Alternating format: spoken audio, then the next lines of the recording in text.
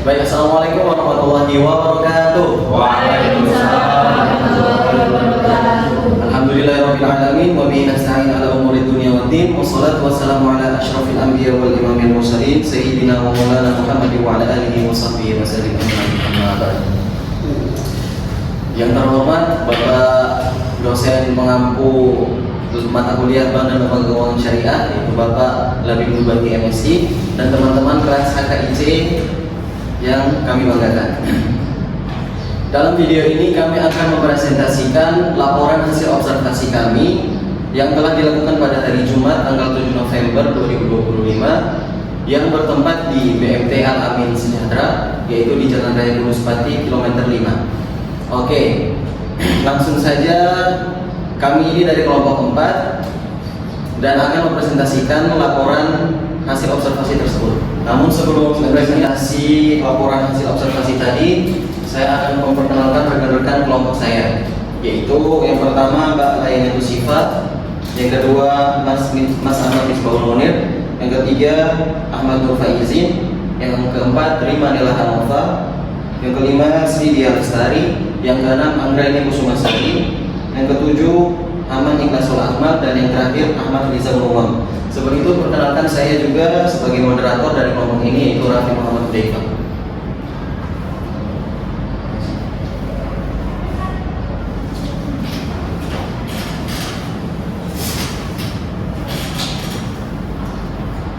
Saya di sini akan membacakan latar belakang.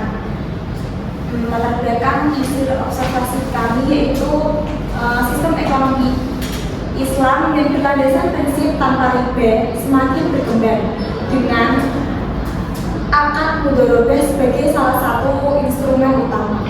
Akad ini merupakan kerjasama antara pemilik modal, sahibul mal, dan pengelola usaha mudharib dengan pembagian hasil sesuai kesepakatan, menegaskan keadilan dan menghindari riba serta ketidakpastian.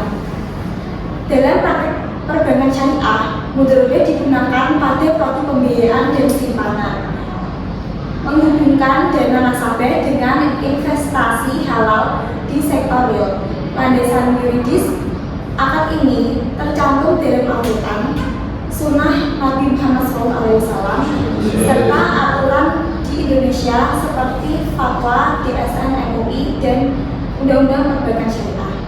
Implementasi akad mudharabah menghadapi tantangan seperti risiko tinggi dan rendahnya literasi, sehingga diperlukan manajemen risiko dan pengawasan yang baik.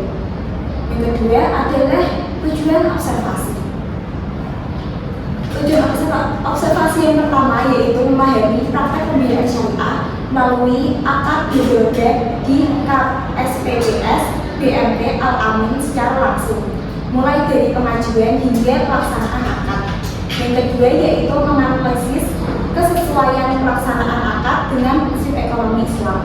Yang ketiga yaitu mengetahui peran BMT dalam pembiayaan UMKM dan pemberdayaan ekonomi masyarakat sekitar. Selanjutnya yaitu manfaat observasi. Yang pertama yaitu bagi mahasiswa untuk memperluas pengalaman empiris dan wawasan praktek lembaga keuangan syariah dan non-bank. Yang kedua yaitu bagi lembaga sebagai bahan evaluasi dan refleksi untuk mengoptimalkan pelaksanaan akad sesuai ketentuan syariah. Yang ketiga yaitu bagi masyarakat untuk meningkatkan pemahaman dan kepercayaan terhadap sistem pembiayaan syariah yang adil dan transparan.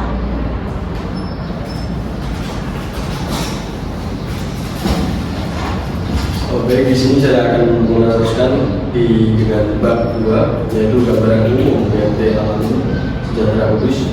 A. Identitas lembaga. Nama lembaga KSPS Baitul Mal Wat Tamwil atau BMT Al-Amin Kudus. Jenis usahanya lembaga keuangan mikro Islam berbentuk operasi simpan pinjam dengan sistem syariah. Tanggal berdirinya yaitu pada tanggal 2 Maret 2002. Nomor akta pendirian B01-KSU-1-2002. Nomor badan hukum nomor 82 badan hukum KPPK 45E-3/2002. Alamat Jalan Raya Kudus Pati, kilometer 5, Purworejo Kudus, nomor telepon 0291430276. Kantor cabang Jalan Raya Kesambi, nomor 8, Jogo Kudus. B. Visi, misi dan tujuan KSPPS BMT Al-Amin. Nah, di visi kali ini menjadi lembaga keuangan syariah yang amanah, sehat, dan profesional, serta bermanfaat terhadap perkembangan ekonomi umat. Nah, yang kedua, misinya yaitu memberikan mutu layanan yang baik, amanah, profesional, dan risiko minimal, meningkatkan peran pemberdayaan ekonomi masyarakat, membantu dan memberikan solusi kepada usaha kecil menengah dalam memecahkan permasalahan-permasalahannya. Yang ketiga yaitu tujuan. Tujuan kali ini mengembangkan kegiatan simpan pinjam dengan prinsip syariah, mengembangkan lembaga dan bisnis kelompok usaha kecil menengah, mengembangkan jaringan kerja dan jaringan bisnis anggota, calon anggota, dan masyarakat umum. Selanjutnya itu poin C, sejarah berdirinya KSPPS BMT Al-Amin. Pertama, masa pendirian. Pada mulanya pendirian BMT Al-Amin berawal dari gagasan sejumlah tokoh masyarakat yang memiliki kepedulian terhadap kondisi perekonomian umat. Para tokoh tersebut berasal dari beragam latar belakang, baik dari organisasi Islam, kepemudaan, maupun aktivis masjid dan musola yang berdomisili di Desa Purworejo. Dari serangkaian musyawarah yang mereka lakukan, akhirnya muncul kesepakatan untuk membentuk suatu lembaga yang dapat memberikan manfaat nyata bagi kesejahteraan ekonomi masyarakat melalui berbagai pertemuan yang diadakan secara berkelanjutan. Kesepakatan tersebut diwujudkan dengan mendirikan lembaga keuangan syariah berbentuk Baitul Mal Tawil atau BMT yang memiliki badan hukum koperasi. Adapun nama Al-Amin disusun oleh Kiai Haji Umar Faruk yang terinspirasi dari gelar Nabi Muhammad SAW.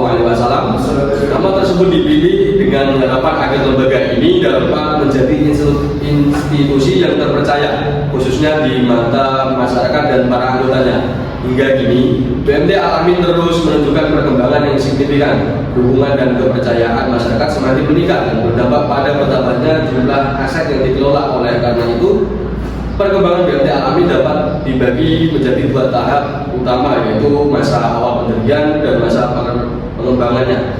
Nah, pada tanggal 21 Agustus tahun 2000 telah terbentuk struktur kepengurusan pertama BMT Al-Amin.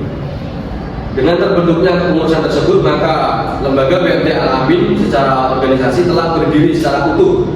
Namun pada tahap awal, lembaga ini belum memiliki status legalitas resmi. Untuk itu, para pengurus kemudian melakukan pembagian tugas dengan mengurus proses pengesahan badan hukum koperasi serba usaha dengan unit simpan pinjam berbasis syariah. Dalam pembagian tersebut, Haji Supriyadi bersama Jufan ditugaskan untuk mengurus proses legalisasi badan hukum, sementara Insinyur Daniel Pala diberi tanggung jawab membuat sertifikat simpan pokok khusus yang berfungsi serupa dengan sertifikat saham. Adapun Abdul Wahid bertugas menyiapkan dan membuat papan nama lembaga sebagai identitas resmi BMT Al-Amin.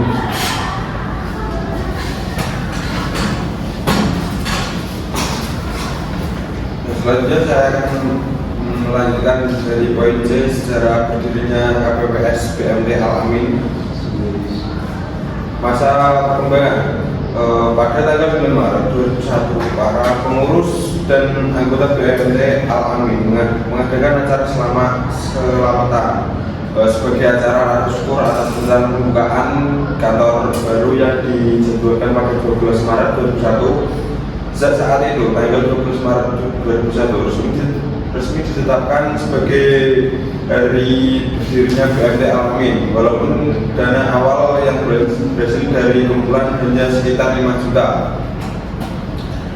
Walaupun dana awal yang berhasil dikumpulkan sekitar 5 juta, semangat anggota untuk menambah modal sangat tinggi. Banyak di antara mereka yang berkomitmen menambah modal meski dengan cara mencicil. Berkat partisipasi aktif tersebut, pada April 2001 meningkat menjadi 9 juta dan pada Mei 2001 menjadi 13 juta meskipun beroperasi dengan model yang relatif kecil. Sebagai kegiatan BMT Al-Amin tetap berjalan berkat kerja keras 3 orang pengelola, yaitu Novita SP sebagai pemerasan, yang kedua Nuryatul Ulum SP sebagai kasir, dan Yuhanit SE sebagai pembukaan. Mereka dibantu oleh seorang pengurus yang juga menerapkan sebagai manajer, yakni Haji Supriyadi SD. Selanjutnya BMT Al-Amin memperoleh legalitas badan hukum pada 2 Maret 2002 dengan nomor registrasi 82/BH/KPPK SE /2002. Pada tahun 2003 total aset yang dikelola BMT Al-Amin telah mencapai 200 juta dengan nilai pembiayaan sebesar 165 juta dan keuntungan bersih produktif sekitar 4,4 juta pada tahun yang sama. Dilakukan pula pemilihan pengurus baru dengan susunan sebagai berikut: Haji Ahmad Bahro dan Haji Abdul Fatih SE sebagai penasihat, Haji Suryadi SD BJ sebagai ketua, Haji Zainal Anwar SPD sebagai sekretaris, Zufar sebagai bendahara, serta Abdul Rohim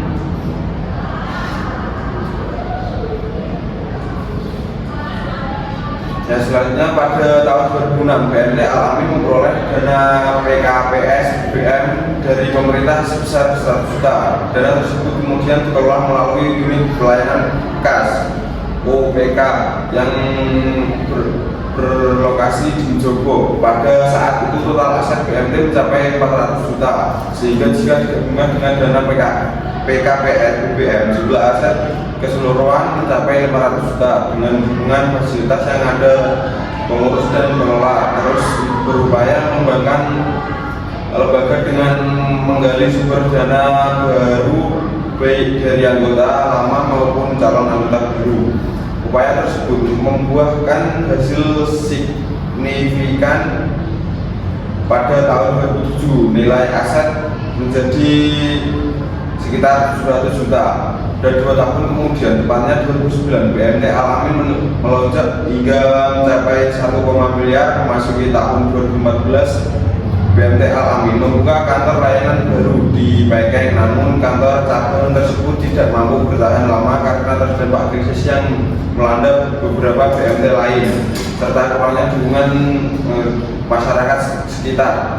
Akibat ketidakseimbangan antara pengeluaran dan pendapatan kantor tersebut, akhirnya ditutup. Meskipun demikian, kepercayaan masyarakat terhadap kantor pusat tetap terjaga dengan baik. Terkait hal itu, aset BMT Al-Amin kembali mengalami peningkatan hingga mencapai 2 miliar pada tahun 2016 dan terus bertumbuh menjadi 3 miliar pada tahun 2017.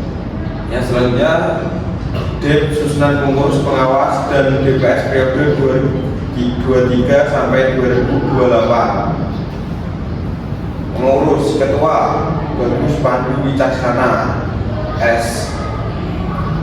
Wakil Ketua Haji Fakhur Rozak SE. Sekretaris Zufar. Wakil Sekretaris Lida Alvina Rosyada SIP. Bendahara Dr. DRS Hazim Mahmudi.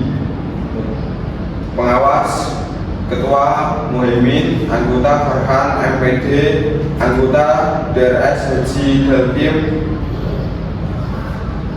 DPS atau Dewan Pengawas Syariah Haji Lail Syakur SFMAG.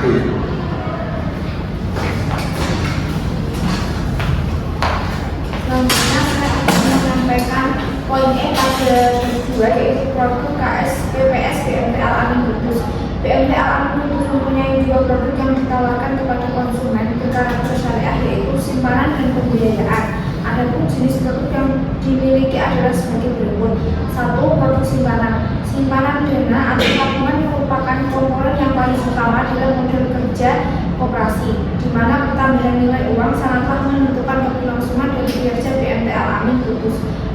BMT Al-Amin Kudus menawarkan beberapa jenis produk simpanan, yaitu simpanan Al-Amin Sukarela, yang kedua simpanan wajib Al-Amin, yang ketiga simpanan kurban, yang keempat simpanan pokok khusus atau simpoksus. Yang kedua yaitu produk pembiayaan. Produk yang ditawarkan oleh BMT Al-Amin Kudus ini membantu model usaha mikro dan membantu ekonomi masyarakat yang membutuhkan, yaitu produk pembiayaan. Pada produk pembiayaan ini BMT Al-Amin Kudus memiliki beberapa jenis, yaitu A. Pembiayaan model usaha.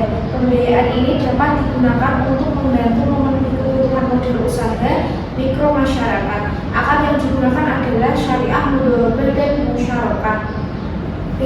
Pembiayaan multiguna atau multijasa. Pembiayaan ini digunakan untuk membantu memenuhi kebutuhan sewa barang atau membeli barang. Akad yang digunakan adalah akad modal. C. Pembiayaan pertanian. Pembiayaan ini digunakan untuk membantu memenuhi kebutuhan masyarakat di bidang pertanian. Akad yang digunakan untuk pembiayaan ini adalah akad F. Akad perjanjian yang digunakan adalah KSPPS BMT Al-Amin Kudus. Yang pertama yaitu akad mudharabah. Akad mudharabah merupakan bentuk kerjasama antara dua pihak, yaitu pemilik modal atau sahibul mal dan pengelola modal atau mudharib. Dalam kerjasama ini, pemilik modal menyerahkan sejumlah dana untuk dikelola oleh pengelola dengan kesepakatan bagi hasil sesuai ketentuan dalam akad. Dalam praktik di BMT Al-Amin Kudus, lembaga bertindak sebagai mudharib, yaitu pengelola dana yang mewakili pemilik modal atau anggota penyimpan dana. 2. Akad ijarah. Akad ijarah digunakan untuk pembiayaan bersifat konsumtif, bukan untuk modal usaha. Akad ini merupakan bentuk sewa menyewa atau pemberian jasa dengan imbalan tertentu. Di BMT Al-Amin, akad ijarah biasanya digunakan untuk membantu pembiayaan kebutuhan pribadi anggota seperti biaya pendidikan, pembangunan rumah, atau kebutuhan konsumtif lainnya. 3. Akad Qardul Hasan. Akad Qardul Hasan adalah bentuk pembiayaan kebijakan yang bersumber dari dana sosial seperti zakat, infak, sedekah, hibah maupun hadiah. Dana ini diberikan kepada pihak yang membutuhkan, khususnya masyarakat du'afa atau mustahil, tanpa adanya kewajiban untuk membayar tambahan keuntungan kepada BMT. Yang keempat adalah akad murabahah. Akad murabahah merupakan bentuk jual beli antara lembaga dan anggota, di mana harga jual terdiri atas harga pokok barang ditambah margin keuntungan yang disepakati bersama. Dalam mekanisme ini, BMT Al-Amin berperan sebagai pihak yang menyediakan atau memberikan barang yang dibutuhkan nasabah, kemudian menjualnya kembali dengan harga yang telah disepakati.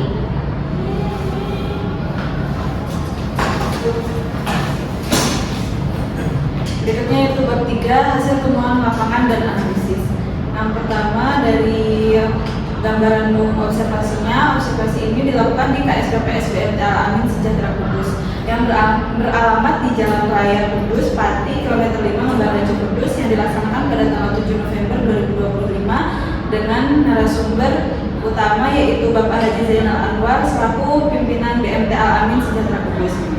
Fokus observasi kelompok ini diarahkan pada produk pembiayaan modal usaha yang menggunakan akad mudharabah, karena akad ini merupakan salah satu bentuk kerjasama berbasis bagi hasil yang mencerminkan praktek keuangan syariah secara nyata di lembaga keuangan mikro seperti BMT.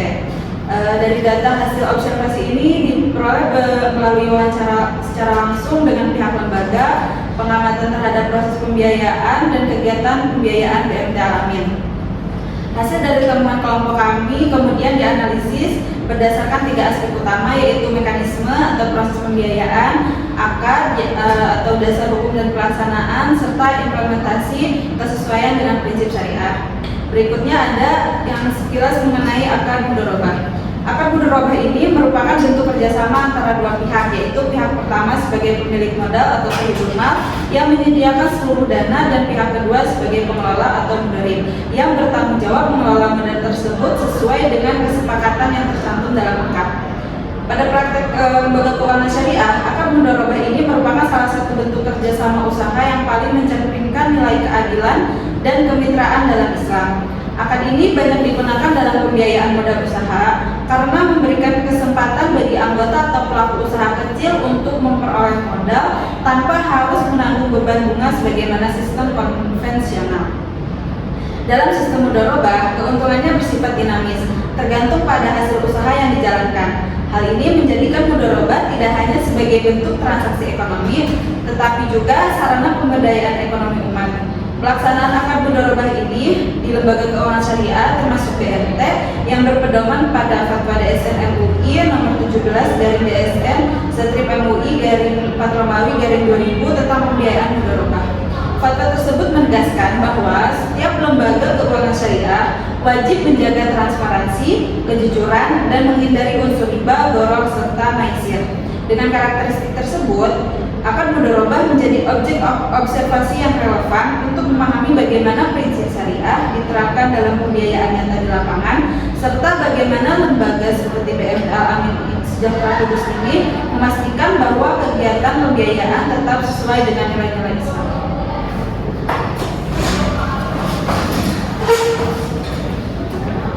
Selanjutnya saya akan menjelaskan poin C pada bab 3, yaitu bagian hasil temuan lapangan dan analisis.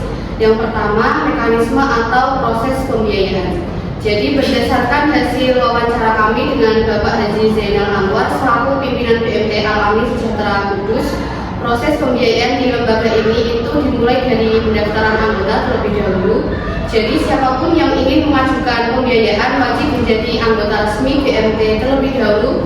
Setelah itu baru bisa mengajukan permohonan pembiayaan. Untuk syaratnya sendiri, calon anggota harus menyerahkan fotokopi KTP atau SIM, kemudian juga menyediakan jaminan. Biasanya jaminannya berupa sertifikat tanah atau BPKB kendaraan, supaya pembiayaan tetap aman dan terukur, tidak merugikan lembaga. Selain itu, ada beberapa berkas tambahan yang perlu dilampirkan seperti fotokopi kartu keluarga, fotokopi suami atau istri, mengisi formulir pengajuan pembiayaan, dan bersedia di survei rumah serta tempat usahanya. Nah, meskipun sistemnya berbasis syariah, tetapi BMT tetap menerapkan prinsip kehati-hatian atau prudential principle untuk menjaga keamanan dana para anggota. Setelah berkas lengkap, permohonan pembiayaan ini akan diproses oleh tim survei atau komite pembiayaan. Tim inilah yang nantinya turun langsung ke lapangan untuk menilai kelayakan calon nasabah. Dari hasil survei itu baru ditentukan akad yang akan digunakan, apakah mudharabah atau akad lain. Dari penuturan Bapak Zainal dalam survei itu, pihak BMT akan menilai karakter calon nasabah, kondisi usahanya, dan kekuatan jaminan. Biasanya nilai pembiayaan maksimal hanya 70% dari nilai jaminan supaya resikonya tetap aman dan seimbang. Hal ini menunjukkan kalau BMT tetap menegakkan prinsip syariah, adil, hati-hati, dan menghindari ketidakpastian atau gharar. Untuk sistem pembayaran dan bagi hasilnya, semua diatur dalam akad kesepakatan bersama antara BMT dan anggota. Biasanya jangka waktu pelunasan pokok pembiayaan itu sekitar 6 bulan, sedangkan nisbah bagi hasilnya bisa 30-35% dari keuntungan usaha, tergantung hasil kesepakatan di awal. Perhitungan pendapatan dan keuntungan ini dicantumkan jelas di dalam akad, dan BMT juga memeriksa rekam jejak pembayaran anggota sebagai bahan pertimbangan untuk pembiayaan berikutnya. Pak Zainal juga menegaskan bahwa semua aturan sudah tertulis di akad, mulai dari proyeksi pendapatan, laporan keuntungan, sampai riwayat pembayaran nasabah sebelumnya. Jadi dari hasil observasi kami bisa disimpulkan kalau mekanisme pembiayaan mudharabah di BMT Al-Amin ini berjalan terstruktur, terbuka, dan berlandaskan prinsip keadilan serta kehati-hatian sesuai dengan nilai-nilai keuangan syariah.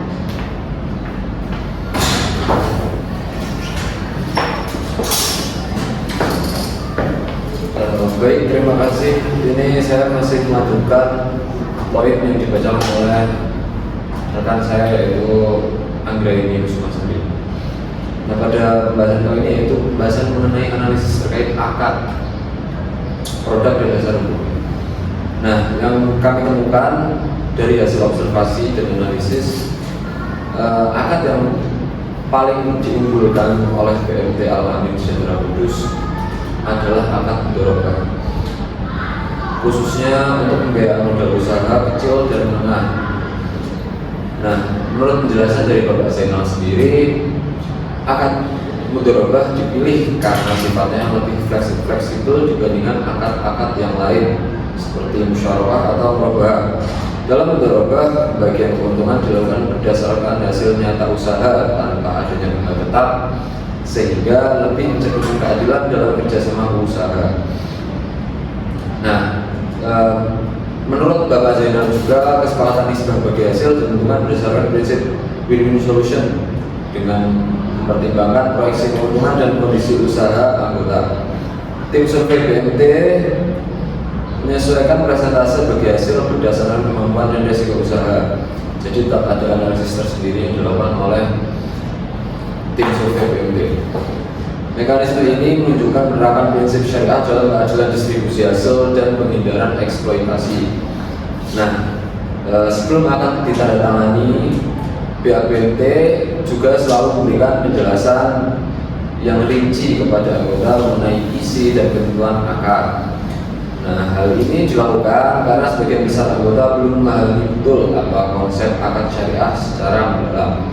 Oleh karenanya, pihak BMT berkomitmen memastikan bahwasanya setiap anggota memahami hak dan kewajiban mereka sebelum perjanjian disahkan.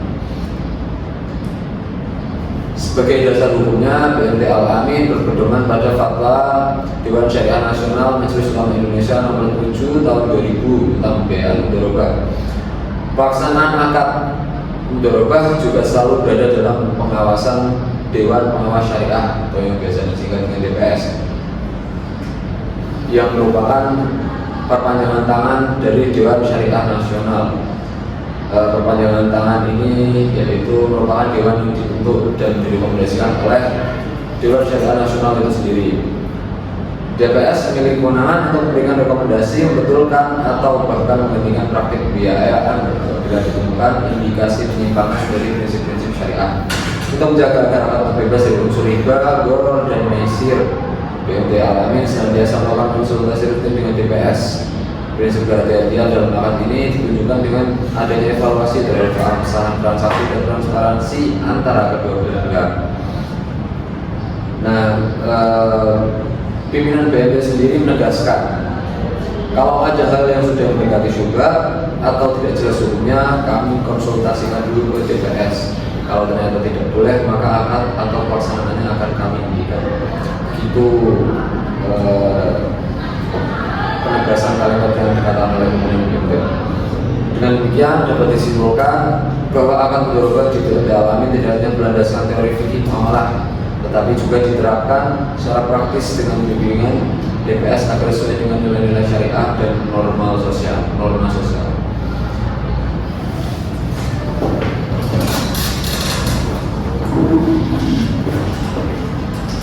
Berikutnya yaitu poin nomor 3, implementasi kesesuaian dengan prinsip syariah. Dalam implementasinya, BMT Al-Amin memastikan bahwa seluruh kegiatan pembiayaan, khususnya akad mudharabah, dijalankan sesuai dengan koordinasi bersama DPS setiap 2 hingga 3 bulan sekali. Dalam rapat tersebut, seluruh laporan pembiayaan, baik dari sisi pengajuan, pencairan maupun pengembalian, disampaikan secara terbuka agar DPS dapat melakukan evaluasi dan memberikan arahan. Proses ini sangat penting untuk mencegah penyimpangan atau transaksi yang berpotensi mengandung unsur riba atau ketidakjelasan. Selain itu, tugas lapangan juga berperan aktif dalam memberikan edukasi kepada anggota tentang konsep bagi hasil dan risiko usaha. Hal ini menjadi penting karena sebagian anggota masih memiliki keterbatasan pemahaman terhadap prinsip syariah. Apabila usaha yang sendiri mengalami kerugian, BMT Al-Amin akan menerapkan pendekatan musyawarah kekeluargaan. Pihak lembaga akan berdiskusi bersama anggota untuk mencari solusi terbaik yang adil bagi kedua belah pihak. Menurut hasil wawancara, penyelesaian seperti ini jarang sampai ke ranah hukum karena nilai-nilai ukhuwah dan tolong-menolong lebih dikedepankan. Jika terjadi keterlambatan pembayaran atau pelaporan keuntungan, pihak BMT akan memberikan menyertai pendekatan persuasif melalui diskusi. Adapun kendala yang sering dihadapi dalam penerapan akad mudharabah antara lain adalah kurangnya pemahaman anggota terhadap konsep syariah dan perbedaan karakter masyarakat. Terkadang ketika usaha sedang menurun, anggota enggan melanjutkan pembayaran dari hasil. Untuk mengantisipasi hal ini, BMT melakukan analisis karakter calon anggota sebelum akad dilakukan. BMT juga menegaskan komitmennya untuk menjaga kebersihan transaksi dari unsur riba, boror, dan maisir dengan cara memastikan setiap kegiatan diawasi langsung oleh TPS dan pegawai yang telah memahami prinsip muamalah Islam. Secara umum, penerapan akad mudharabah di BMT Al-Amin Kudus memberikan dampak positif bagi kesejahteraan anggota. Banyak masyarakat merasa lebih tenang dan percaya melakukan pembiayaan di BMT ini karena transparansi, sistem syariah yang adil, serta pendekatan yang mengutamakan keberkahan. Implementasi akad yang jujur dan sesuai prinsip Islam menjadikan lembaga ini dipercaya sebagai mitra usaha bagi pelaku UMKM di wilayah Kudus.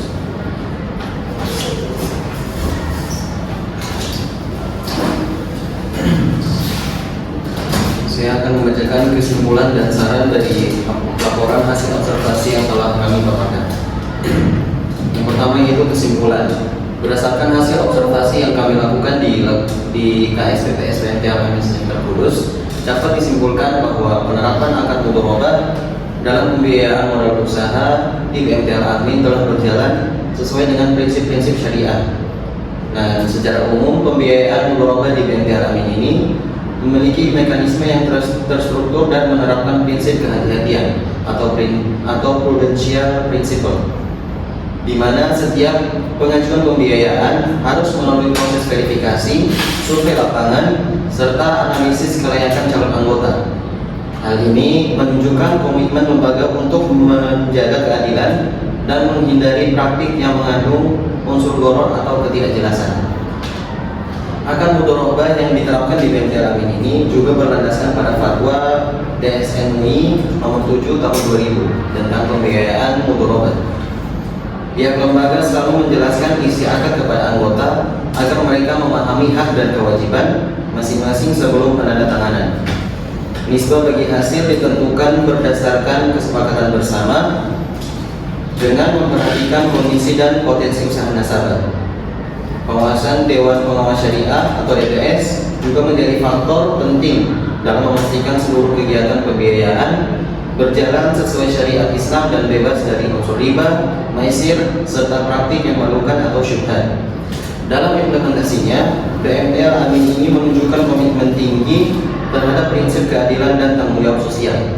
Penyelesaian kendalanya juga dilakukan secara kekeluargaan melalui musyawarah, bukan dengan cara pemaksaan atau penalti bunga. Lembaga juga aktif melakukan kontrol terhadap usaha anggota dan memberikan pembinaan agar usaha yang dibiayai dapat berkembang dengan baik. Penerapan akad mudharabah di BMT Al-Amin Kudus telah memberikan dampak positif bagi peningkatan kesejahteraan masyarakat, sistem bagi hasil yang adil, pendekatan kekeluargaan, serta transparansi lembaga menjadikan BMT Al-Amin semakin dipercaya sebagai lembaga keuangan mikro syariah yang mampu membantu pemberdayaan ekonomi umat secara berkelanjutan. Yang terakhir yaitu saran yang pertama, bagi BMT Al-Amin diharapkan dapat terus meningkatkan kualitas pembinaan terhadap nasabah, terutama dalam hal pemahaman akad mudharabah dan prinsip-prinsip syariah. Edukasi rutin dan pendampingan usaha perlu diperkuat agar setiap usaha anggota memahami mekanisme bagi hasil, tanggung jawab pengelolaan dana, serta risiko yang mungkin timbul dalam kegiatan usaha. Yang kedua, dalam aspek pengawasan, BMT Al-Amin sebaiknya memperluas sistem monitoring usaha dengan memanfaatkan teknologi informasi seperti aplikasi pelaporan keuangan sederhana bagi nasabah. Yang ketiga yaitu dari sisi manajerial, BMT dapat menambah jumlah tenaga pengawas dan memperkuat peran Dewan Pengawas Syariah atau DPS agar pengawasan terhadap kepatuhan syariah berjalan lebih efektif. Yang keempat, bagi nasabah atau anggota diharapkan memiliki komitmen yang tinggi dalam menjaga kepercayaan BMT Al-Amin dengan cara menjalankan usaha secara jujur, transparan, dan sesuai akal. Saran yang terakhir yaitu bagi pemerintah dan lembaga terkait sebaiknya memberikan dukungan, regulasi, dan pembinaan yang lebih insentif terhadap lembaga keuangan mikro syariah seperti BMT. Dengan terlaksananya saran-saran tersebut, diharapkan agar mudharabah dapat diterapkan secara lebih optimal dan berkelanjutan sehingga BMT Al-Amin mampu menjadi lembaga keuangan syariah yang tidak hanya berfungsi sebagai penyedia pembiayaan, tetapi juga sebagai penggerak ekonomi umat yang berkeadilan dan beretika sesuai tuntunan Islam. Baik, itu tadi laporan hasil observasi kami di BMT Al-Amin Kudus. Semoga laporan ini dapat menjadi rujukan teman-teman terkait mekanisme ekonomi syariah. Kami dari kelompok 4 pamit undur diri. Mohon maaf apabila ada kekurangan. Wabillahi taufiq wal hidayah. Wassalamualaikum warahmatullahi wabarakatuh. Waalaikumsalam warahmatullahi wabarakatuh.